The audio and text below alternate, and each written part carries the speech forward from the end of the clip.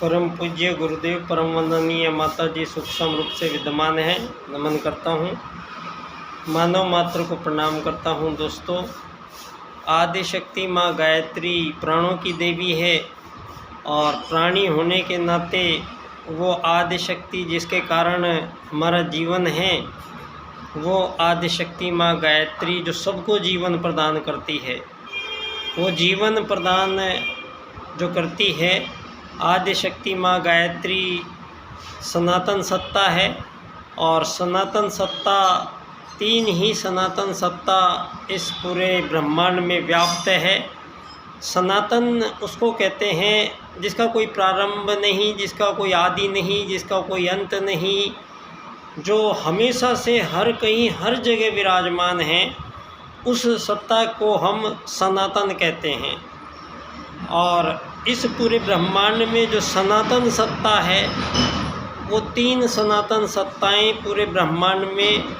व्याप्त है। पहली वो सत्ता है जो पूरे ब्रह्मांड में सनातन है, वो है परमेश्वर परमपिता परमात्मा। परमात्मा वो एक शक्तिशाली पुंज है, शक्ति का स्रोत है, शक्तियों को ओरिजिन करने वाला है। वो परमात्मा को कोई आकार प्रकार नहीं है। ये जितने भी आकार प्रकार लिए हुए धरती पर जो भी दिखाई देता है, वो स्वयं में वो उसके अंदर कोई जीवन नहीं है, वो सजीव नहीं है।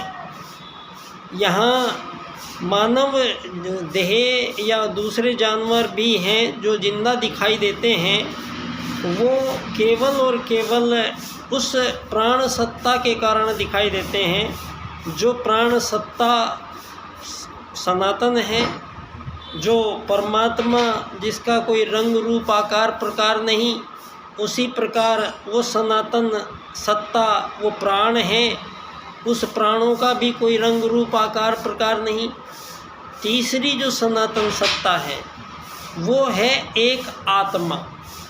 इसका भी कोई रंग रूप आकार प्रकार नहीं।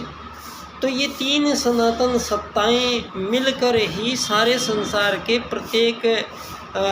घटनाओं को, प्रत्येक जीवनों को यहाँ उनका नियम आगमन होता है, उनका नियमन होता है और प्रत्येक जीव का निष्पादन होता है।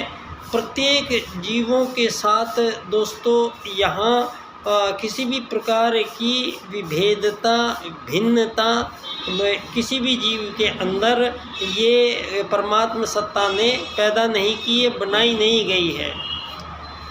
तो यहाँ आज अगर हम देखें तो सारी दुनिया में अब जो युग आ रहा है,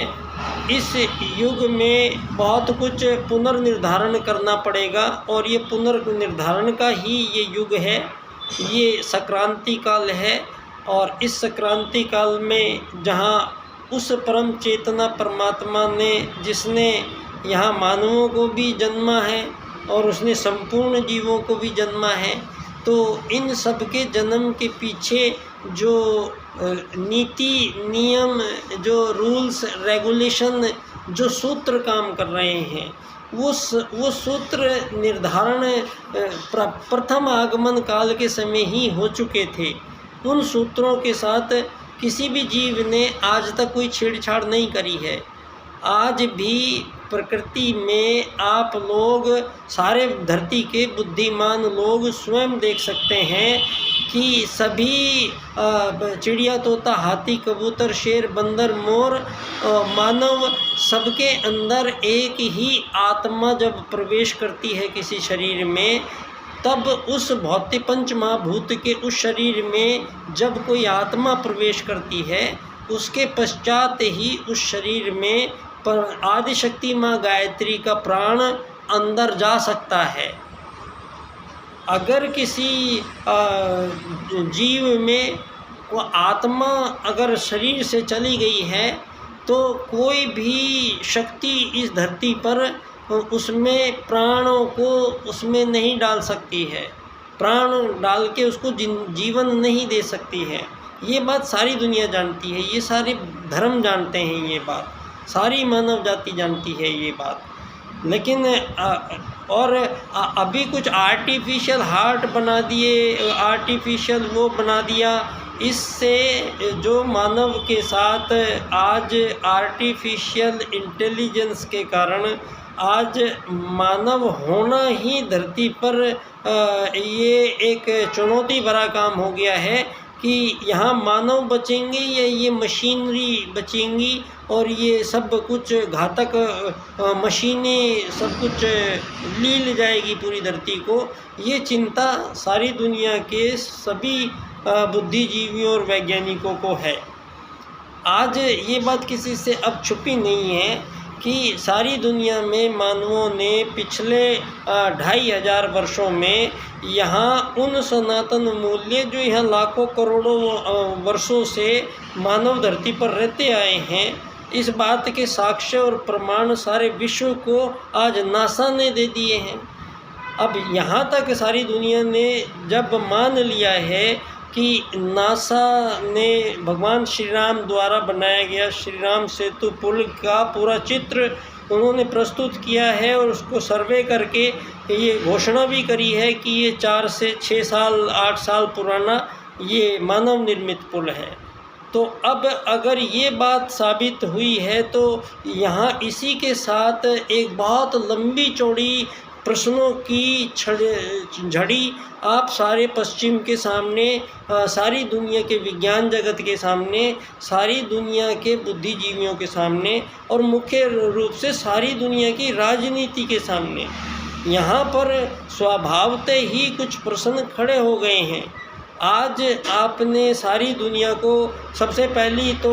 ये जो भ्रमित किया मानव को कि मानव का आगमन मछली बंदर से कन्वर्ट होते होते हुए इंसान बना है और मानव जंगली जानवर के समान जंगलों में रहता था, उसको आग जलानी नहीं आती थी, उसको खाना बनाना नहीं आता था, वो कच्चा मांस खाता था। आपने सारी दुनिया को इस तरह की जो ये डार्विन और चार्ल्सवाद की, विकासवाद की ये जो थ्योरियों के माध्यम से सारी दुनिया के मानवों का ब्रेन वॉश करके और सारी दुनिया के मानवों को भ्रमित कर दिया है। तो अब ये जब आपकी ये थ्योरी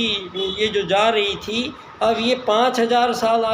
7000 साल पहले भगवान श्री राम का आगमन यहाँ निश्चित होता है। श्री राम ने राम राज्य जो लाए थे तो वहाँ से मानव का आगमन अब पूछिए, उससे पहले आप चलिए फिर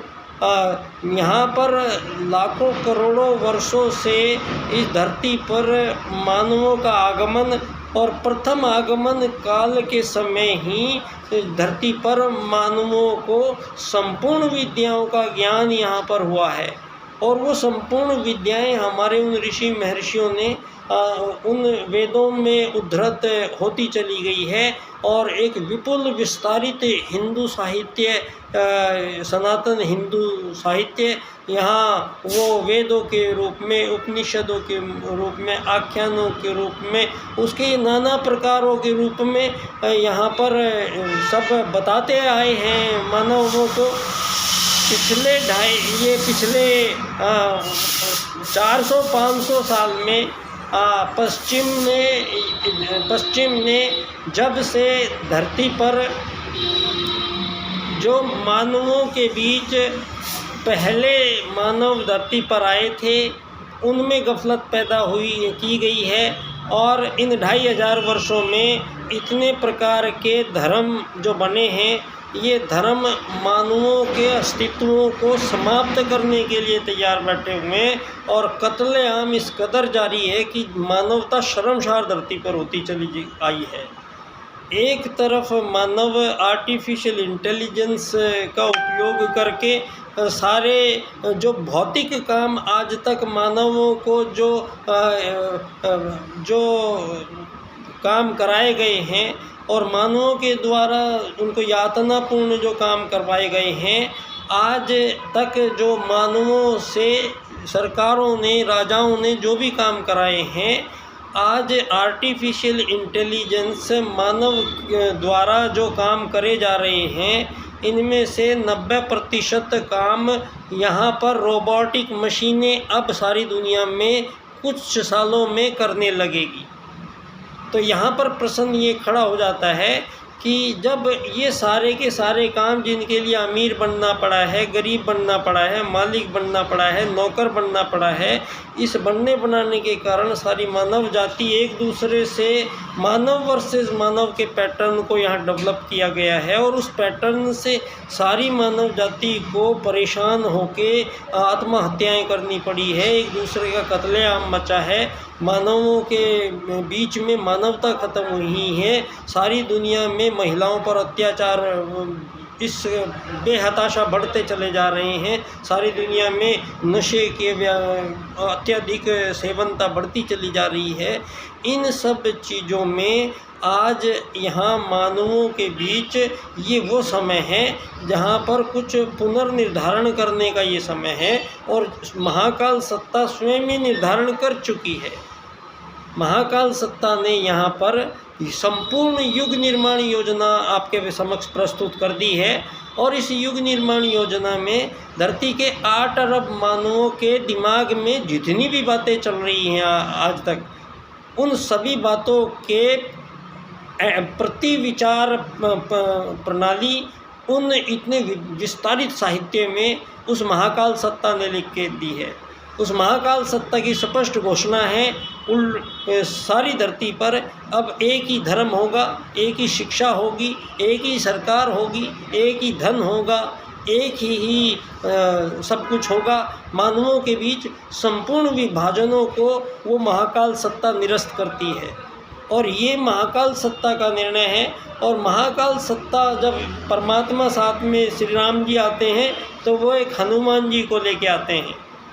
तो परम पूज्य गुरुदेव के भी एक हनुमान साथ में लेके गुरुजी आए हैं। गुरुजी से 5 साल छोटे थे और आगरा ज़िले के ही चंद्रभान नंगला गांव के पंडित दीनदयाल उपाध्याय जी परम पूज्य गुरुदेव से ही सतत बाल्यकाल से ही परम पूज्य गुरुदेव के संपर्क में आ गए थे। और पंडित दीनदयाल उपाध्याय जी इस युग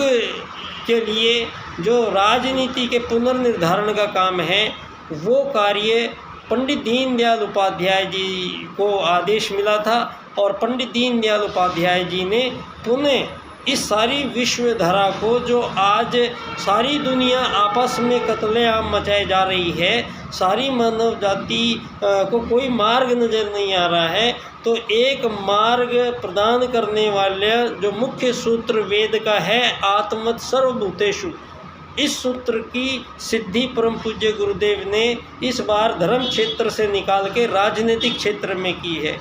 और ये कार्य किया है पंडित दीनदयाल उपाध्याय जी ने, जिन्होंने सारी दुनिया के मानवों को एक शरीर न मानते हुए केवल एक आत्मा माना है और एक आत्मा मानकर ही राजनीति का निर्धारण किया है। और तो उनके